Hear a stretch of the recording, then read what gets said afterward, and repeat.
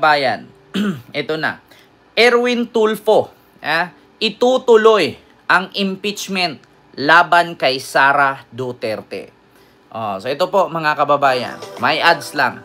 Bukod dyan mga kababayan, silipin din po natin kung sino yung mga senador. Samantala, naniniwala naman si Senator Erwin Tulfo na dapat ring ituloy ang impeachment trial ni Vice President Sara Duterte. Nako. Ito ay upang bigyan ang mga tao ng tsansa na malaman ang katotohanan. Ngunit, matapos maglabas ng desisyon ng Supreme Court na ipinawalang bisa ang articles of impeachment na sinampa laban sa Vice Presidente, magkakaroon niya ng constitutional impasse kapag hindi ito sinunod. Samantala, pinabulaanan naman ng senador ang umano'y umiikot na resolusyon para hilingin sa Korte Suprema na muling ikonsidera ang desisyon nito kaugnay ng impeachment case. Ako? Pero tatanungin mo, dapat ituloy. Diba? Tuloy natin. Kasi nagantay na yung mga tao eh. Wala na pag-usapan namin kahapon doon, pero there's no such resolution. Pag ang napag-usapan namin, humingi yung minority ng hanggang August 6 para ma-review. Sabi ni Senator Ping, kayo mga lawyer, okay lang kayo. Senator Kiko, Senator Pia, paano kami mga civilian? 98 pages. So, pumayag. Pumayag din si Senator Marcoleta. Actually, Senator Marcoleta wants it kahapon. Finish. Pero nakiusap ang minority, bigyan nyo kami ng chance para ma-review. Pumayag po sila Senator Marcoleta. Nako, mga kababayan, kabahan ka na, Sara. Hindi, ako, sa totoo lang mga kababayan gusto kong bigyan sana ng reaksyon itong pagbigay ng power kay Marcoleta, itong Blue Ribbon Committee. At yung paglapit niya kay PBBM, yung pag-shake hands niya, at yung pagbeso niya doon sa SONA. Ramdam ko na parang babaliktad na ba si Marcoleta? Iiwan na ba ni Marcoleta mga bubong DDS? Kasi ito di ba? Pumayag na si Marcoleta according kay Senator Erwin Tulfo na ipagpatuloy, no? Kasi ganito mga kababayan, kung ang Supreme Court ang masusunod, no? At sila ang sundin. So, itong dalawang ahensya ng gobyerno, ang Senado at ang Kongreso, mawawalan po silang saysay, no? Kung yun lang ang sundin. Kaya nakakapagtaka din po mga kababayan na ang Supreme Court ay hindi na nililiti, hindi na tawag dito oral argument or pinagbatihan, no? Wala nang pagdidibatihan na nangyari. Diretso na lang i-declared nila na unconstitutional. Hindi man lang nila binulaklat, hindi man lang nila tinitignan at hindi nila tinanong ang Congress kung ano ba ang laman ng impeachment complaint at ano ang mga ebidensya na dapat nilang ipakita. Wala pong ganon. Direct silang nag-declare ng unconstitutional. At according nga dun sa nag-post na mayroong isang nakalabas na insider dyan sa Supreme Court na hindi pa na ideklara nilang unconstitutional, ay naipost na nitong isang insider na okay na daw, luto na yung laban. So, pagkabukas, tsaka na dineclared, pero may nag-advance na post na mayroon daw binabayaran, may mga ganitong pangyayari, yung pagluluto at pinapangakuan daw pag naging presidente daw si Sara, ay gagawin daw siya daw ang Chief Justice, tapos pag naging presidente daw si Sara, mabibigyan daw ng ayuda ni Bongo yung naturang iba sa 12 na bumoto. Nako po, mga kababayan. So ito nga, Quen Layones, silo po, at sa Sirisa 4, silo po. So ito nga, tinanong nga, sabi nga ni Senator Erwin Tulfo na humingi naman daw sila ng ano kay Marcoleta, nag-okay naman si Marcoleta at pumayag naman daw. So, matutuloy nga ito, mga kababayan. Diyos ko, hindi kaya kunyari lang si Marcoleta na papayag siya. Si Ronnie Novo, kahit hindi naman papayag si Marcoleta or pumayag siya, pagbubutuhan pa rin yan ng senador kung itutuloy ba o hindi. Wala namang problema kung halimbawa papayag si Marcoleta, wala namang mawawala. Kung hindi papayag si Marcoleta, wala din namang mawawala. Kasi pumayag man siya o hindi, pagbubutuhan pa rin yan. So ito po, mga kababayan. So i-continue natin. Sino po ba yung mga senador na pabor at mga senador na hindi pabor, no, sa impeachment na ituloy, yung impeachment trial. So ito po mga kababayan, ito po yung nakita ko po sa People's Tonight, no, Facebook page. Ito po yung mga tao na pabor, hindi pabor, at undecided. So basahin po natin dito. Impeachment trial scorecard. Sa kabila ng pagdeklara ng Korte Suprema na unconstitutional ang inihaing articles of impeachment laban kay Vice President Sara Duterte, ilang mga senador ang nagpahayag ng kanilang sentimiento na dapat matuloy pa rin ang impeachment trial alinsunod sa kanilang mandato bilang mga senador at bilang legislative na senado. So ngayon mga kamabayan, basahin ko po dito kung sino po yung pro or ituloy ang impeachment. Ito po, pro-impeachment, Tito Soto, Joel Villanueva, Reza Hontiveros, Kiko Pangilinan, Bam Aquino, Erwin Tulfo, at Raffy Tulfo. Ang pro-impeachment po ay 7. No? Ito po, yung naka-green, yan po yung mga pro-impeachment. Ito naman po yung mga anti-impeachment. So ito po, nakalagay dito, or against impeachment kay Sara, Chis Escudero, Bato de la Rosa, Amy Marcos, Robin Padilla, Mig Subiri, Win Gatchalian, Bongo, Cayetano, Dante Marcoleta, at GB Ejercito. So, sila po yung mga against sa impeachment. Yan po yung mga bato ni Digong. Yung mga manok niya. O, dito naman sa undecided. Pia Cayetano, Lito Lapid, Lorin Ligarda, Mark Villar, at Camille Villar. Actually, mga kababayan, kung pagbabasihan po natin kung matuloy o hindi, kailangan pong kumuha ng 13 kaboto sa Senado, no? Yun po yung sinasabi ni Risa Hontiveros sa balita na may umiikot daw ngayon na resolusyon na papipirmahin kung payag bang ituloy o hindi. So kailangan po kasing kumuha ng 13 boto na mga senador na ayaw. So kapag ayan, Joel Villanueva, pro po. Ayan, pro po siya. Itutuloy daw, sabi ni Joel Villanueva. Ayan, so mga kababayan, kapag kumuha po sila ng 13 kaboto na hindi payag, ibig sabihin, basura na po. Walang impeachment na magaganap. So, kung bilangin po natin yung mga anti or against impeachment, so 1, 2, 3, 4, 5, 6, 7, 8, 9, 10. 10 po ang mga anti-impeachment or against impeachment. So, kailangan pa ng 3. So, pwede nating ilagay dito Mark Villar, Camille Villar, or Pia Cayetano. So, may possibility nga, mga kababayan, no, na pasok sila. Mga kababayan, na hindi matuloy itong impeachment trial sa Senado. Kasi bakit?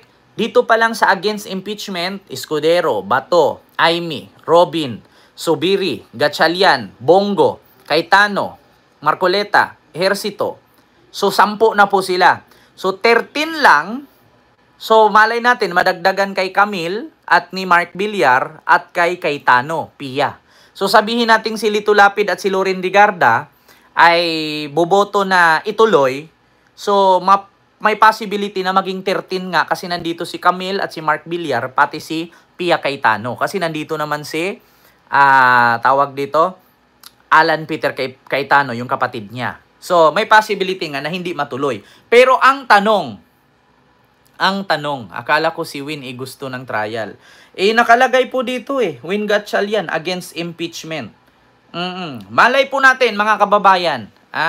Kaya marami po talagang pagbabago pa dito. Kasi yung iba naman dito, mga kababayan, sumasakay. Bakit?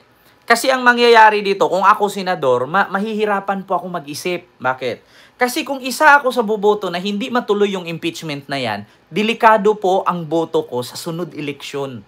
Sa 2028 election, mahihirapan po ako. Katulad dito, sino ba ang sunod na maging tatakbong senador sa 2028 election? Si Risa Hontiveros, Joel Villanueva, sino pa?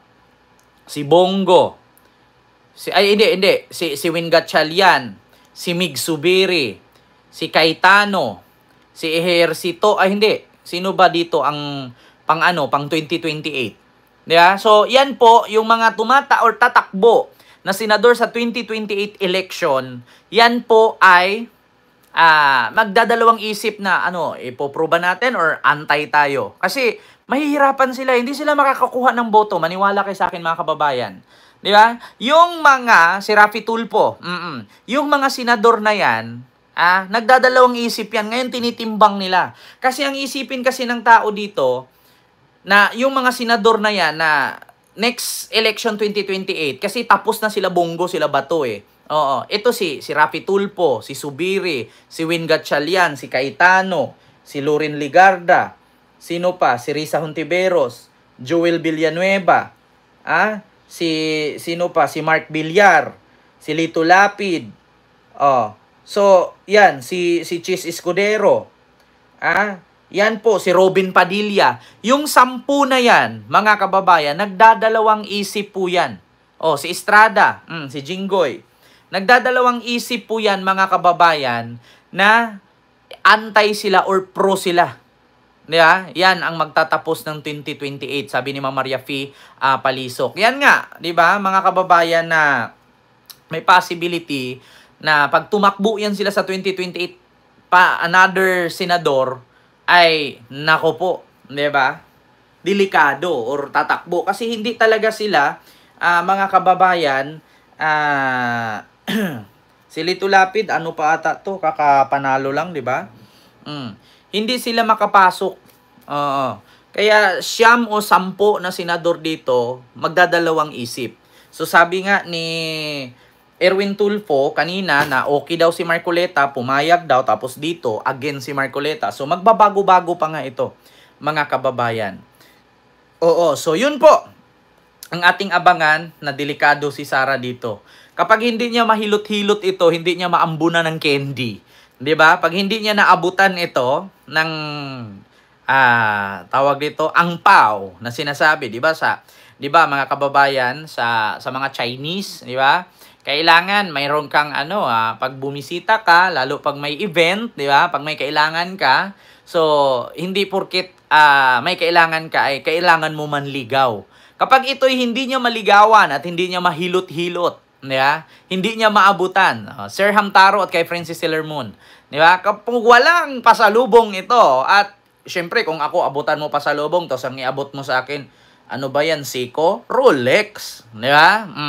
Kapag hindi Rolex ang ibigay mo at Seiko lang at hindi di pulso, good luck sa'yo. May mga ganyan, mga kababayan, wag walang Rolex, di pulso lang, good luck. Di ba? Sunod, mga kababayan. Ito na, pangalawang topic natin. So ano nga ba ito? Kent, yung pangalawang topic na to. Ito po, mga kababayan. Ano naman yan? Ito po si Chis Escudero. Alam nyo naman po, mga kababayan, na si Chis Escudero po ngayon ay trending po ngayon. Famous po si Chis Escudero, mga kababayan. Ano bang nangyari kay Chis? Kasi ganito, mga kababayan. Meron kasing issue si Chis Escudero na patungkol dito sa kanyang bicameral budget, o BICAM 2025 budget, na meron daw insertion, yung 142 billion. Ang sabi nga ni Chis, hindi lang daw 142 billion, umaabot ito ng 600 billion. Ngayon, mga kababayan, meron pong sinasabi si Chis Escudero na demolition job daw laban sa kanya itong ginagawa ngayon na pagkabulatlat ng bilyon-bilyong insertion, so pork barrel. Bilyon-bilyong pork barrel laban sa kanya. So demolition job daw ito. At ang nasa likod daw ng propagandang ito na sa demolition job laban sa kanya ay si Saldico. So yun ang sabi. May sound po ako, Ma'am Evelyn Flores.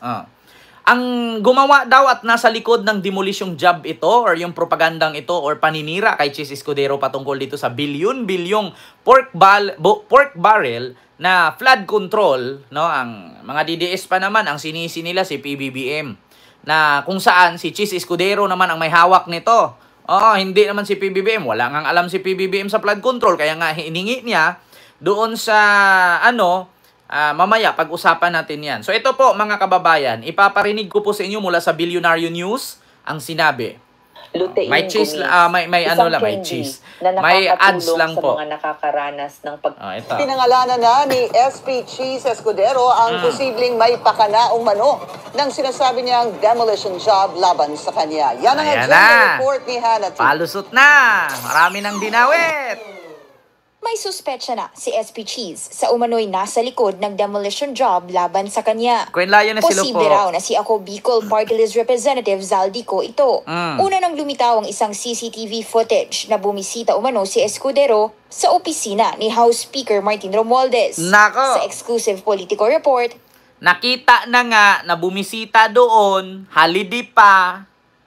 Ang palusot, sino daw ang naglabas ng picture? Sino daw ang naglabas ng CCTV footage? Sabi nga ng bilyonaryo at ng Politico News, nakuha lang nila. Ang tanong kasi ngayon mga kababayan, hindi mo pwedeng isisi kay Zaldico kung bakit lumabas itong issue na to at yung sikretong ito. Bakit? Okay lang naman kung nilabas ito, kasiraan mo. Mag-file ka ng complaint, kasuhan mo si Zaldico. Ang problema ngayon mga kababayan, bakit idiin niya doon kay Zaldico at hindi niya sagutin kung totoo ba o hindi? At inamin pa nga niya, hindi lang daw ito 142 billion, kundi 600 billion daw. Ang dami mo namang dinadamay, ang dami mong palusot. Bakit hindi mo na lang aminin? Oo, totoo yan. Paghatian namin yan para sa ikaunlad ng ating ekonomiya at para sa maiwasan yung baha. Hindi, ang dami pang tanggi. Nahuli ka na tatanggi ka pa. Palusot pa more. kasagsagan daw yon ng BICAM. At katunayan,